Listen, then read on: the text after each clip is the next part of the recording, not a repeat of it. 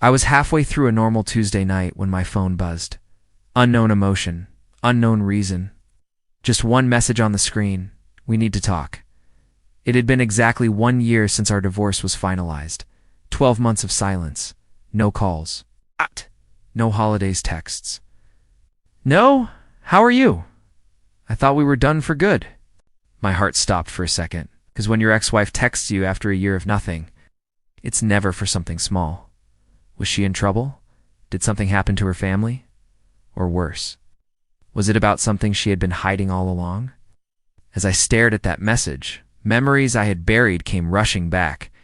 The arguments, the cold nights, the way she walked out without looking back. I told myself I was over her. I told myself I had moved on. But my hands were shaking as I typed back, "What's going on?" Her reply came almost instantly. And that est when I knew whatever she was about to say was going to change everything I thought I knew about our past and my future. Stay with me, because this isn't just a story about an ex-wife texting late at night. This is a story about secrets, regret, and a truth that waited 1 full year to surface. Life after the divorce didn't explode the way people warn you about. It didn't come with dramatic fights or late-night crying fits. It came quietly. It's like a house where the lights are still on but no one is home. 1 year had passed, yet every morning felt strangely unfinished. I woke up alone, not because I wanted to, but because there was no other option. The other side of the bed stayed perfectly smooth, untouched, as if it had never belonged to anyone. I stopped reaching for my phone first thing in the morning. There was no good morning to read, no missed calls to check. Just notifications from apps I barely cared about, and reminders from a calendar that felt more like a list of things to survive than plans to look forward to. Friends told me I was doing well. They said I looked lighter, calmer, free. What they didn't see was how silence settles into a man's bones. After the divorce, I tried to rebuild myself the way people online suggest. I joined a gym. I cleaned the apartment, even replaced the couch she used to hate. On the surface, my life looked organized, almost impressive. But organization is not the same as healing. Every object still whispered her name. The coffee mug she bought on our first trip. The scratch on the wall from the night we laughed too hard. Moving furniture. The plant she insisted would bring life into the room, now barely alive itself. We hadn't spoken in months. Not since the final signatures dried on the divorce papers. No dramatic last words. No promises to stay friends. Just a quiet agreement that this chapter was over and should stay buried. I told myself I didn't miss her. I missed the routine. I missed being understood without explaining myself. I missed the way someone could sit next to you and make silence feel full instead of heavy. Work became my refuge. Long hours, short conversations, polite smiles. My colleagues knew me as reliable, focused, emotionally neutral. They didn't know that some nights I sat in my car after work for 10 minutes, just staring at the steering wheel, trying to remember what it felt like to go home to someone who cared whether I made it back safely. Occasionally, her name crossed my mind unexpectedly. At the grocery store, while passing a restaurant we used to love. During songs that seemed harmless until the lyrics cut too close. But I never reached out. Because what would I say? You miss me too? Was it really necessary? Did I matter at all? A year gives you just enough distance to lie to yourself convincingly. I convinced myself I was over it. Over her. Over us. Then came the night everything shifted. It was an ordinary evening, too ordinary to deserve what was about to happen. I was halfway through reheating leftovers, scrolling mindlessly on my phone, when a notification appeared at the top of the screen, a name I hadn't seen in 12 months. Her name, for a moment, I thought it was my imagination, or worse, some cruel glitch. My thumb hovered, frozen, as my heart began to pound in a way it hadn't in a long time. The message was short, no emojis, no explanation. Just 6 words: we need to talk, please. The room suddenly felt smaller. Every sound, the microwave hum, the ticking clock, my own breathing grew unbearably loud. I read the message again, and again, searching for meaning between the lines. Why now? Why after a year of silence? Why those words? My first instinct was to ignore it. to protect the fragile peace I'd built from distraction and routine. But something deeper stirred, something unresolved, unfinished. Because when someone you once loved reaches out after a year, it's never about small talk and whatever she wanted to say. I knew it would change everything I thought I'd already left behind. The phone buzzed at exactly 9:47 p.m. Not a call, not a missed call. Just a single notification that lit up the dark room. I almost ignored it. At that hour, nothing good ever comes through a screen. Bills, spam, some forgotten group chat. I let the phone sit on the coffee table, vibrating softly against the wood, like it was nervous to speak. Then I saw the name, her name, my ex-wife. The room felt smaller instantly, as if the walls had leaned in to listen. 1 year, 1 full year since the divorce papers were signed. 1 year since we had said everything there was to say, or so I thought. We hadn't spoken. Not once. No birthdays, no holidays, no accidental texts. And now this. We need to talk. That was it. 5 words, no emoji, no explanation, no punctuation to soften the blow. My thumb hovered over the screen, frozen. The 1,000 questions hit me at once. Why now? What could possibly be left to say? Is this about money? Regret? Anger? Or something worse? My chest tightened with a familiar ache, the kind I hadn't felt in months. The kind that belonged to late-night arguments and long silences across the dinner table. I locked the phone without replying. I stood up, paced the room, ran a hand through my hair. My reflection stared back at me from the dark window, older than I remembered. Harder around the eyes. I told myself I didn't care. But my heart didn't get the message. Memories came back uninvited. Her laugh in the kitchen. The way she used to steal fries off my plate. The nights we stayed up, arguing over nothing, and then the ending. The divorce hadn't been explosive. No screaming, no screaming, no thrown plates. Just a slow erosion. 2 people growing quieter around each other until silence became normal. I picked up the phone again. The message was still there, waiting. Patient, I typed. About what? Then erased it. I typed, is everything okay? Erased that too. Every reply sounded weak, curious, vulnerable, and I didn't want to give her that. Another vibration. A second message. Please. It's important that word please hit harder than the first text. She never used it lightly. I sat down heavily on the couch, phone clenched in my hand. My pulse was loud in my ears. Important could mean anything. A legal issue. A mistake she wanted to fix. A secret she could no longer keep. Or something that would change everything. I finally replied. When? The response came almost immediately, like she'd been staring at the screen the whole time.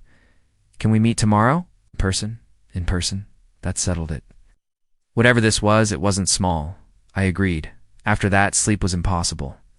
I lay in bed staring at the ceiling, replaying our past like a movie I thought I'd already returned. Every scene felt sharper now, heavier.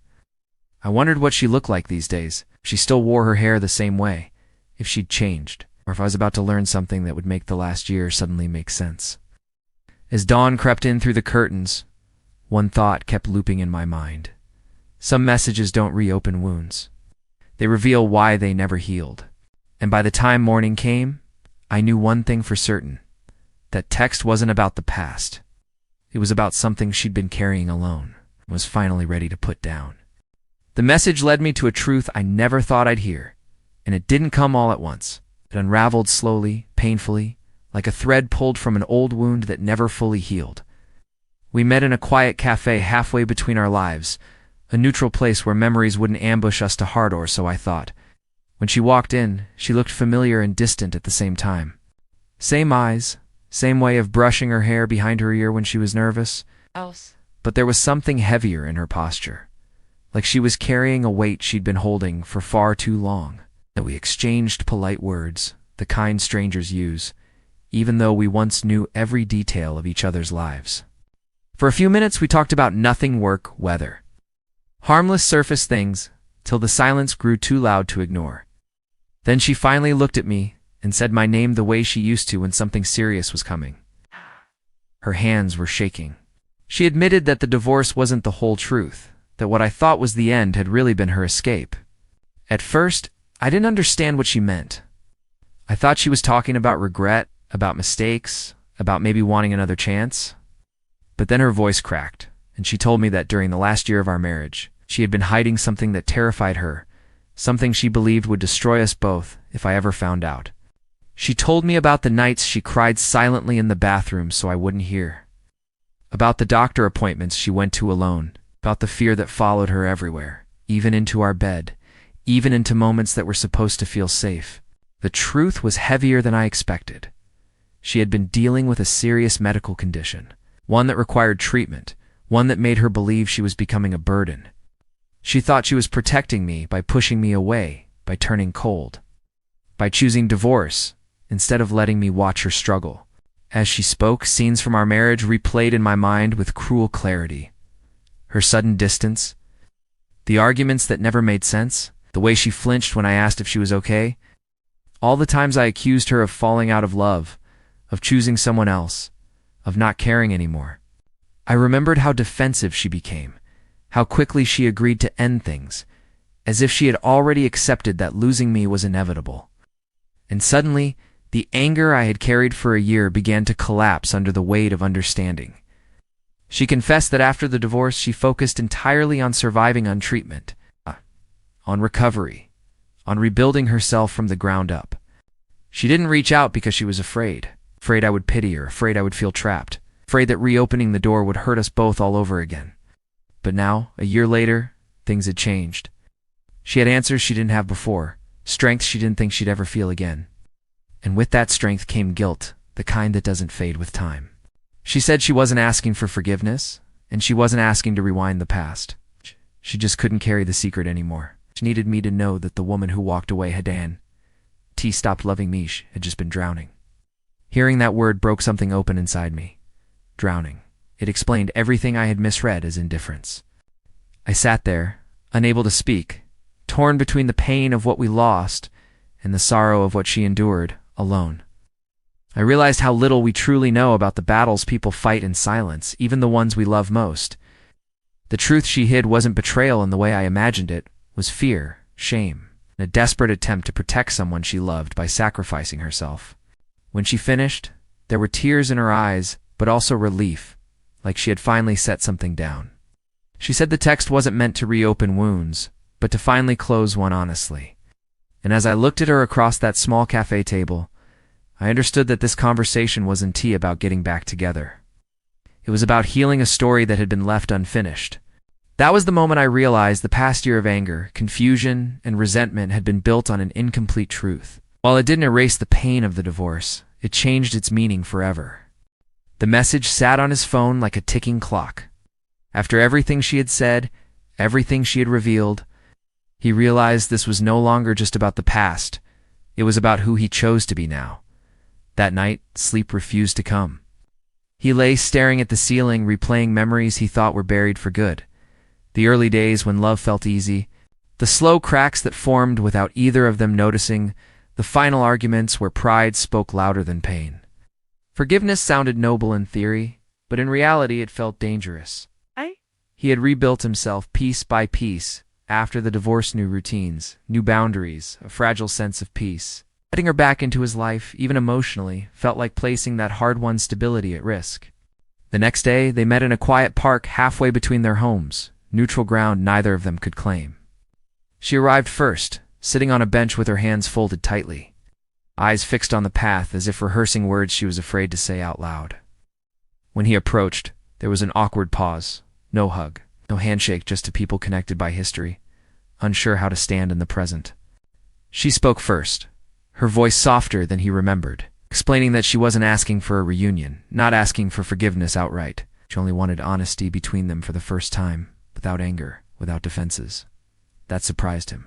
He had expected tears, guilt, maybe manipulation, but instead there was vulnerability. As she talked, he felt the old instinct rise. The urge to protect her, to fix things, to absorb the hurt so she wouldn't have to. That instinct was exactly what had once cost him his sense of self.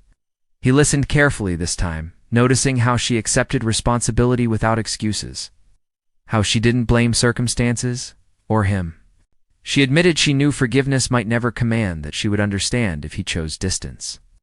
That honesty shifted something inside him. Forgiveness, he realized, wasn't about reopening old doors. It was about closing them properly, so they stopped slamming in his mind. When it was his turn to speak, the words came slowly. He told her how the divorce had broken him before it healed him, how rebuilding his life required learning to choose himself without guilt. He admitted he still carried scars, and that forgiveness didn't mean trust or reconciliation. It meant releasing the weight he had been dragging for a year. Saying it out loud felt like setting down a heavy bag he didn't realize he was still carrying. She nodded, tears welling, not interrupting. For the first time he felt heard without being pulled back into old patterns. They sat in silence after that, watching people pass by strangers with their own unseen stories. In that quiet, he made his choice. He chose forgiveness, but with boundaries. He told her he wished her peace, that he hoped she would heal, but that his life had moved in a different direction now. There would be no regular contact, no late-night conversations reopening wounds. Forgiveness for him meant freedom, not reunion. She accepted it with a shaky breath, thanking him not for forgiving her, but for being honest. As they parted ways, he felt something unexpected. Not sadness, not relief alone, but clarity. The past no longer felt like an open wound. It felt like a scar, a reminder of survival rather than pain. Walking away, he understood that self-protection wasn't bitterness, and forgiveness wasn't weakness. They could exist together. And for the first time since that text arrived, his phone felt quiet again, not empty but peaceful. Ow. The silence that followed wasn't loud or dramatic. It was heavy. The kind that settles in your chest and makes you realize how much a single moment can change the rest of your life. Some wounds don't come from hate. Ass. They come from love that was never fully understood, truths revealed too late, and choices we're forced to make when there is no perfect answer. In the end, this was NT just a story about divorce, or a message sent after 1 year. It was about forgiveness, boundaries, and the courage to choose peace over pain. Sometimes the hardest decision isn't whether to let someone back into your life, but whether you can walk away without carrying bitterness with you. If this story made you feel something, if it reminded you of a moment in your own life when a single message changed everything, then you're not alone. Share your thoughts in the comments. Your story might help someone else heal. And if you want more emotional, real-life stories that make you reflect, feel, and see life differently, don't forget to like this video, subscribe to the channel, and turn on notifications, because the next story might feel uncomfortably close to home.